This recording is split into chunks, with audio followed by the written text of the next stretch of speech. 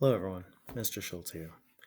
So, we're going to do part one of three: Why a Self Paced Blended Learning Mastery Based Class, also known as a Modern Classroom Project. Just a little bit about me.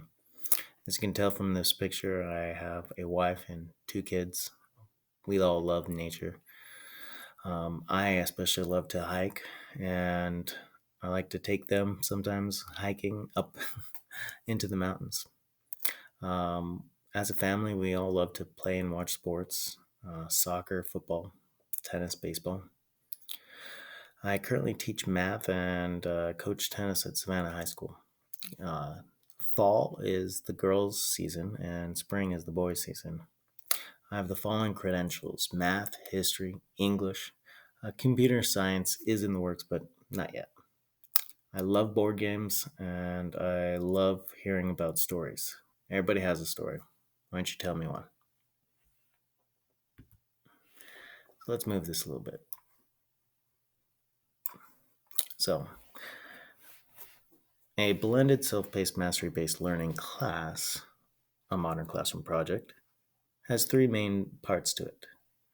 It has blended instruction, where you're going to access content from teacher created videos, as well as in the classroom. You're going to be able to collaborate and work and learn in the classroom, as well as outside the classroom. So it's blended instruction. It's kind of flipped. It's kind of like the flipped model, but a little bit different. We're going to have self-paced structures. So you get to control the speed of your own learning. You can pause, rewind, go back and listen to, if you need to, go over material. Or if you understand it, you can go through, plow through it, and take a test early.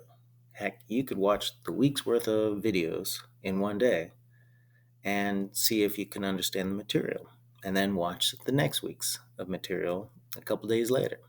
You get to decide how fast you're going to be going.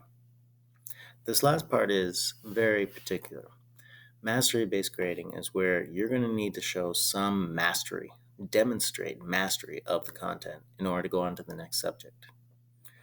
Now, I hope if you need help, I am here for you. That's part of the blended instruction model. So, it's kind of this cycle. I'm here to help you. So, if you don't show mastery, I can help guide you to understanding the content better. All right, let's go on. So, there are some benefits for you. You'll be able to review lessons at your own convenience. I've already stated that, you could pause, rewind. Say Mr. Schultz or another teacher is talking too fast. Well, you could pause, rewind it, play again. In some situations, the videos can be slowed down. So instead of Mr. Schultz talking 50 words a minute, you could slow it down and he'll only talk 25 words a minute. That's a cool feature in YouTube.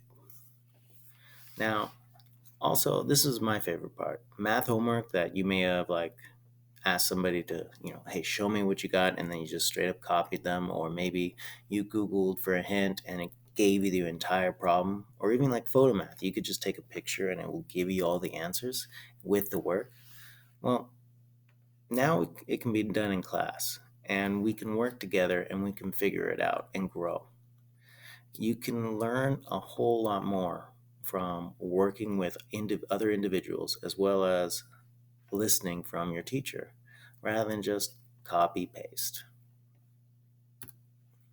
Finally, some next steps. The next things I'm going to want you to do is I'm going to want you to watch the next video as we continue to understand the basics of this class structure. Now, some